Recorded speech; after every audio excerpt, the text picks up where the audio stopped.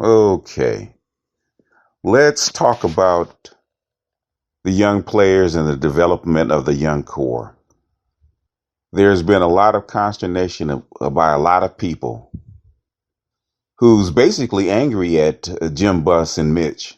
Well, basically Jim Buss, but they're actually taking this out on Byron, and they're nitpicking about how Byron is going about developing these young players.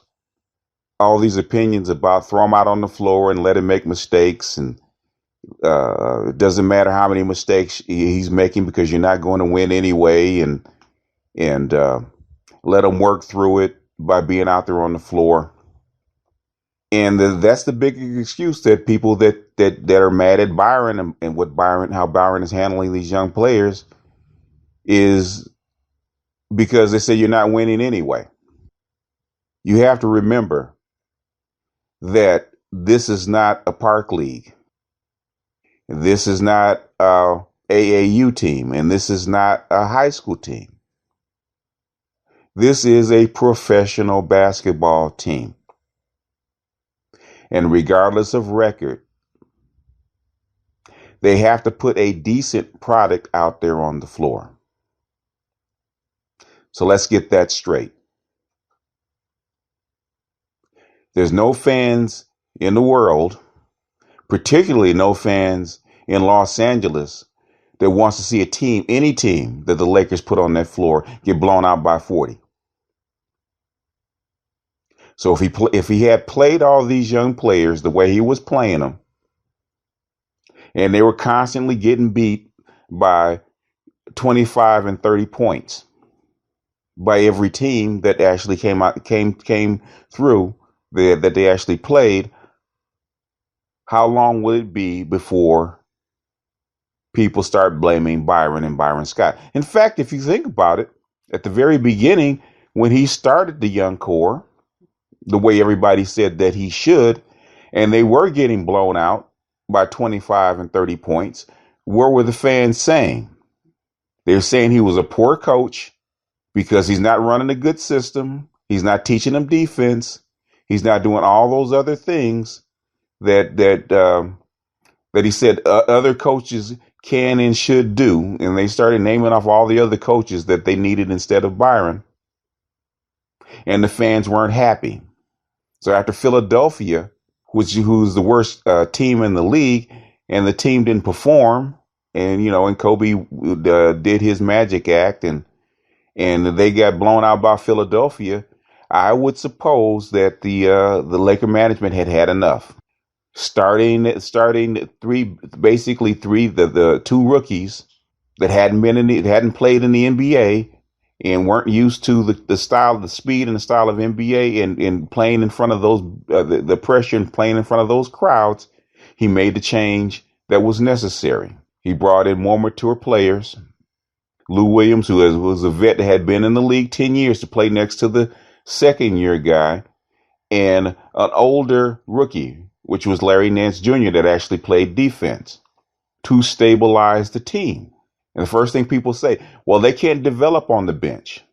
Not developing on the bench or being benches when you get DNPs, which happened to Nick Young for about 3 games after he opened his mouth, and management wasn't happy with him. Nick Young got about 2 or 3 straight DNPs. That's when you're benched. Not getting enough playing time is the same thing that Anthony Brown had to go through, where he's at the end of the bench and he's not playing, or Tariq Black's not playing, or Larry Nance wasn't playing. That's being benched. That's not being on the floor. Randall and Russell were still playing at least 27 minutes a night, which is about the average of a first and second year player. First and second year players play between 23 and 30 minutes a game. And Randall and Russell were right there in the middle. So they weren't being benched. They were being played. They were being played damn near starter minutes. But the reason that Byron Scott set them down and took them out of the starting lineup and brought them in later is because they weren't starting well, which is the same thing I would have done.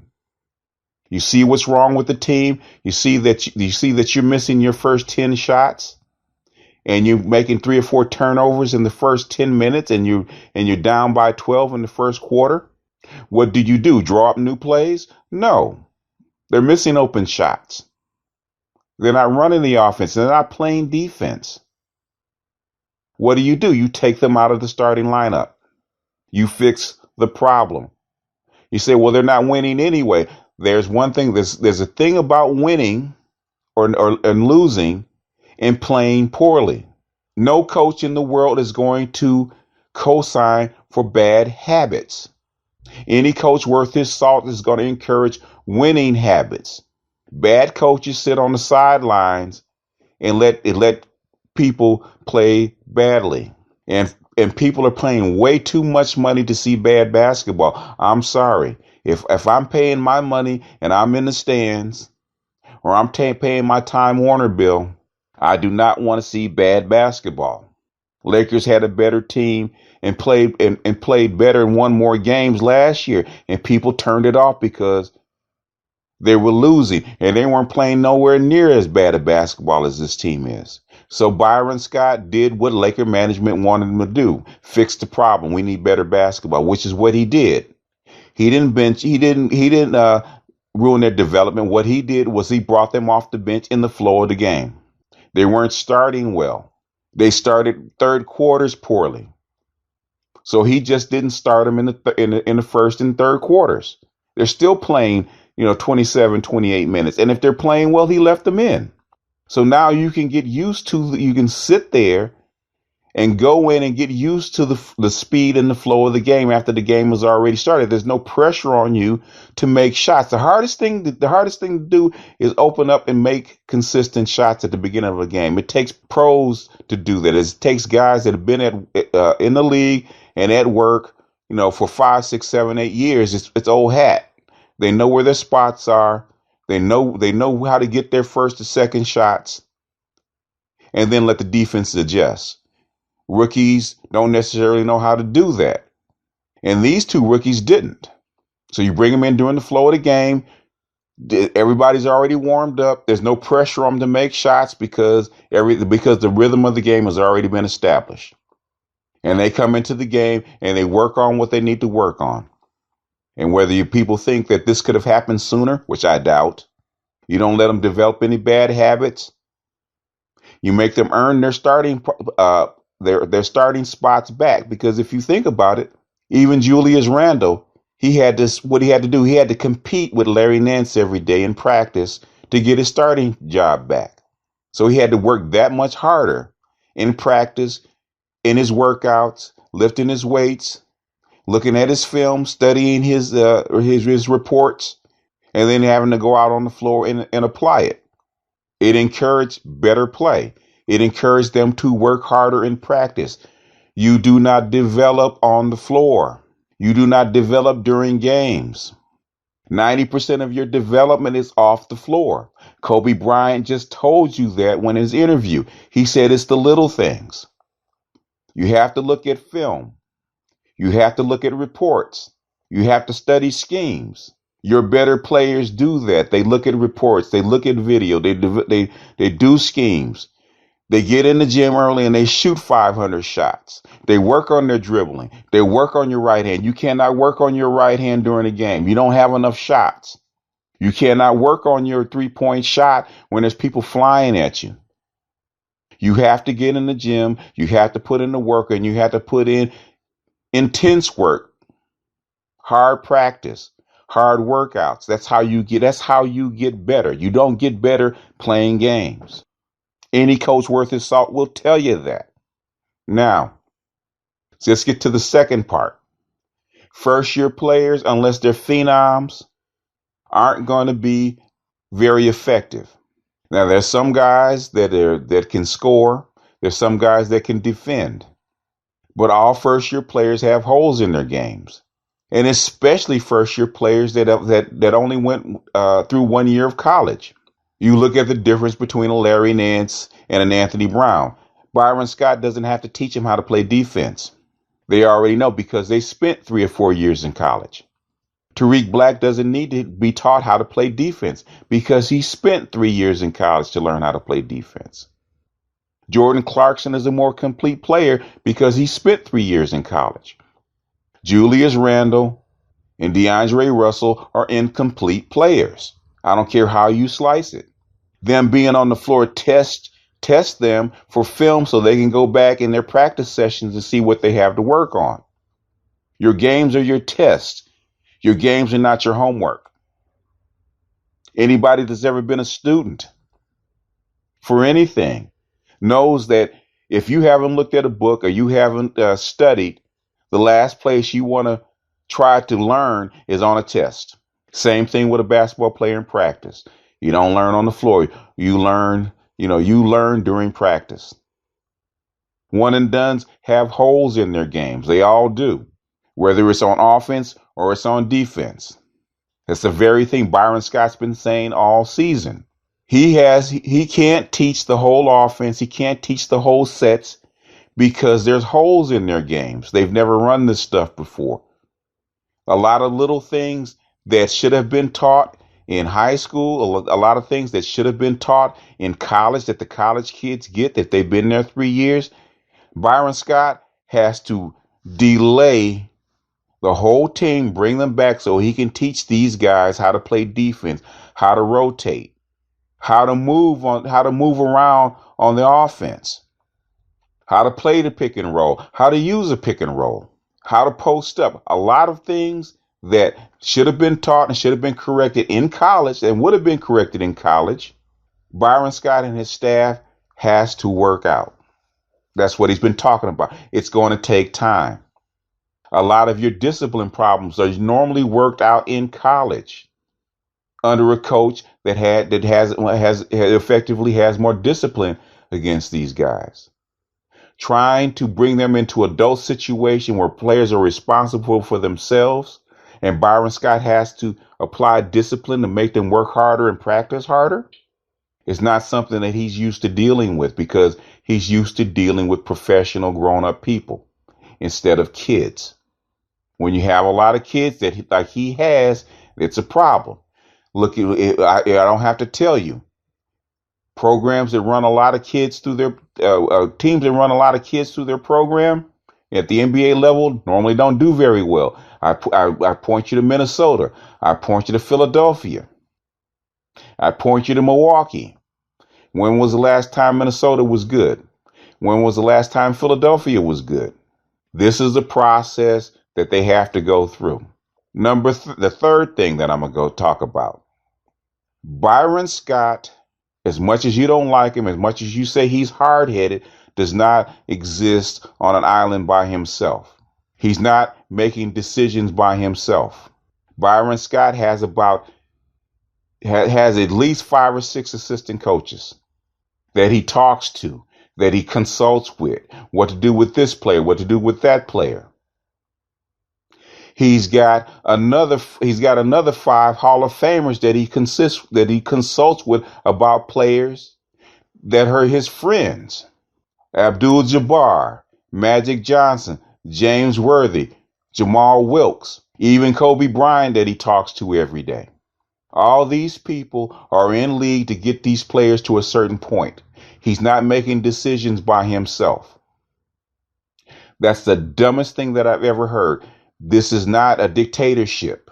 He also talks to Mitch Kupchak every other day and Jim Buss every other day because he's not just an employee. He's a friend. He's family to them. I'll give you one example. When the infamous Don't Say Nothing Stupid incident, they got aired out in the press. Before Byron Scott said one word to them, when they got back, who was the first person? Who was the first person to have them up in the office? It wasn't Byron Scott. It was Mitch Kupchak. And what was he telling them from management on down? The coach, this is our coach. We've known him for 30 years. We know what he can do. And he has our blessing to train you because he's doing what we told him to do with you. We are the reason that you got the start in the first place because we all agreed that you needed to start to see what we have. Now, if you want to be a knucklehead, you want to butt heads with the coach. If you butt head with the coach, you're butting head with me, and you're butting heads with the owner. And guess what? Just like any other number two, any other draft pick in this league, we can get you out of here.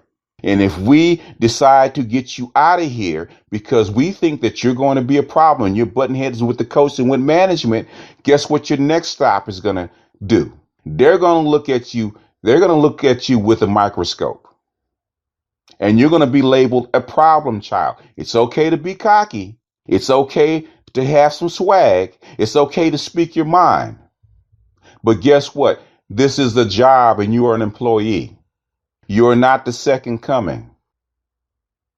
If you're that goddamn good, excuse my French, it will be no question about you starting and no question about you getting minutes. You got holes in your game, son. And it's not just Byron Scott saying it. You got everybody on the staff looking at you and looking at what you're doing wrong. You, regardless of whether you start or you play 1 minute, you're getting paid the same. If you're sitting on that bench and you're paid to practice, that's what you're paid to do. And if you think that players run the Lakers, you're sadly mistaken, because that's the same thing that Jerry Buss told Kobe Bryant, who's a Hall of Famer, who's probably one of the 10 best players to ever play this game. When Kobe Bryant was at his peak, and he demanded that Andrew Bynum be traded, otherwise he was gone. Jerry Buss said this: I've always had winning teams. I had winning teams before you. I've had winning teams with you. I've always won, and this is the way we run our system. If you're that unhappy and we can make a deal for you, we'll get you out of here. If the right deal comes, we'll get you out of here. Until then, you're an employee, you're a player, you don't run the organization. Same thing goes for Mr. D'Angelo Russell. You're a number 2 pick, but you are not a Hall of Famer. You may never be a Hall of Famer. You ain't got that kind of talent, son. Your jersey's not on that wall. And why we might be sad and we have to take the bite for picking you second, if you cause a disruption as a rookie that hasn't proven anything, we can get you out of here. He told that to him, and he told that to his buddy, Jordan Clarkson. And he also told that to Mr. Julius Randle. Get in there, like Byron tells you to do, work your ass off and shut the hell up. Play ball, do what you're told, and shut the hell up, because you don't run things here. And then he sent them down to talk to Byron, and you haven't heard squat since. This is not a game. This is a business. That's the way they run it. And Byron Scott has the blessing of Jim Buss and Mitch. And Mitch came down to defend him. Why? Because he's doing what he is being told to do. Byron Scott does not like losing. I can see him many a days on that bench when they screw up and they do something wrong, that he'll turn his head, because he's told to let them play through it. And he's letting them play through it. He'll let them run 7, 3, 4, 5 minutes, because he's been told, let them work through it. And he hasn't said very much, but he has a duty to his management, not to his players, a duty to the people that hire him. If there's bad basketball on that floor, and this is not what management wants, guess what's going to happen? Those 2 guys are going to go to the bench, and he's going to make it better to where you get better basketball. Now, they haven't won, but it's been better basketball. They're not blown out by the first quarter anymore. They're actually competitive. They might not win, but they're competitive. Now, toward the end of the season, which is the same thing they did with Jordan Clarkson, and everybody's happy the way Jordan Clarkson turned out. Jordan Clarkson made the all-rookie team. Jordan Clarkson spent half of his season down where? In the D-League. Did it hurt his development? I can't hear you. Did it hurt his development? No. All players are individuals. All players have their own quirks. We can only see what's on the floor. We can only see what we want to see. We don't see him during his workouts. We don't see him during his shooting sessions. We don't see him during his film sessions. We don't see him go over his scouting reports. We don't see him during practice. I can tell just by the film. I can tell when he's lost. And there's been more than a few people that have pointed that out. I could tell during the summer league that there was massive holes in his game that had to be plugged. Now, they plugged most of them on the offensive side. He wasn't getting good foot placement when he came. He wasn't consistent. He didn't know how to attack NBA defenses. He had to learn all that. He had to learn all that with his personal coaches, which, by the way, his personal coach is who? Byron Scott's son. He assigned his own son to this kid. To say that Byron Scott hates him, Byron Scott needs this kid. He needs this kid to develop. He needs this kid to develop as fast as possible. But he needs this kid to develop with good habits. There's a lot of cats that come in first or second that are allowed to play through bad habits, and they stay the same player for their whole career. Some cats have talent enough to actually become an all-star because they have enough physical gifts. This kid ain't one of those. He's got to develop good habits. He's got to develop good processes because he's a cerebral player, or supposed to be a cerebral player, because he's not physically gifted enough to dominate. Jordan Clarkson jumps higher, is quicker, and is a hell of a lot more athletic. D'Angelo Russell's not one of them guys. Last thing, most basketball players do not really develop until they're age 24. The most effective range for a basketball player, an NBA basketball player, is between the age of 24 and 30. What's right in the middle is their peak, which is 27 and 28. That is the NBA player's physical peak is 27 or 28. It takes 4 years to have a competent basketball player in the NBA, unless you're a phenom. You have enough physical gifts, you have a head start, and you're a phenom. If you're a Kobe Bryant, if you're a LeBron James, if you're an Anthony Bennett, not Anthony Bennett, but what's his name down in Anthony Davis. If you're one of them, well, then you're going to be a very effective basketball player within your second year, your first or second year. Most players, 99% of your players aren't them. We're talking about generational players. And even those guys aren't ready to carry a team until their fourth year. D'Angelo Russell is 19, 20 years old. He's got 4 or 5 more years before he's at the point where we think he should be developed. Okay. It's going to take him about 4 years. You look at Julius Randle. It's going to take him about 4 years to be that all-star caliber player. It just is. And for this team to win a championship with those particular players, we're talking, or compete for champion, we're talking about at least another couple years. At the very least, even if they develop at an exponential rate. If you look at Golden State, it took them 5 years. It took them 5 years to get where they are. The average age is on that team is almost 28, which is consistent with an NBA champion. The average age of an NBA champion is about 28 years old. And most of an all-star player on just about any team, unless he's a phenom, is about 24. You have you have 21, you 20 and 20. You have a 19-year-old, a 20-year-old, and a 21-year-old. They're a couple of years away before they even think about being an all-star. That's the nature of the game. So playing them 40 minutes is not going to do anything. They're going to have, just like all the other players have said on a national broadcast, they're going to have to look at film. They're going to have to get out there in the gym during the summer. They're going to have to hit the weights, and they're going to have to work on their game.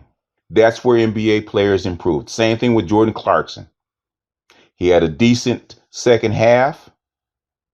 He went during the offseason. He really worked on his game. That's why he exploded his second year. Same thing's going to happen with D'Angelo Russell and Julius Randle and Larry Nance. When they come back this summer and they look at film and they get with their individual coaches and know exactly what they have to work on, they're going to come back markedly improved. They're right on schedule, right where they're supposed to be. So it doesn't matter what the coach or who the coach is. Nobody could have done anything any better with what they had to go through. These are unproven players. Now you're projecting what you think should be on them because of their potential. Potential doesn't mean anything. That's the projected potential. Just like a stock. You say the stock could go to the moon, it very seldom does. Only 1 in 100 does. Same thing with a player. If you guys were that good at projecting talent, you'd be sitting in the Lakers draft room. You'd be sitting right next to Bill Burker, who knows 100 times more than anybody in the league about players. Jerry West will tell you that. He's the one that taught Jerry West how to spot talent. And if Byron Scott was doing something wrong with developing these players, Bill Burker would be the first one to pull him aside and tell him so. If Mitch and Jim didn't like what Byron was doing, they'd be the first one to call him upstairs, sit down and talk with him and tell him so. He's not doing this on his own, folks. Stop being silly. And most of this stuff is silly. You have no idea what Byron Scott is supposed to do. It's like somebody telling you what to do with your girlfriend or your wife by seeing you out in public. They have no idea what goes on behind them closed doors. When those practice doors closed, that office doors closed, nobody knows what goes on. Anyway, I'm jumping off my soapbox. You guys have a nice week, and I'll talk to you.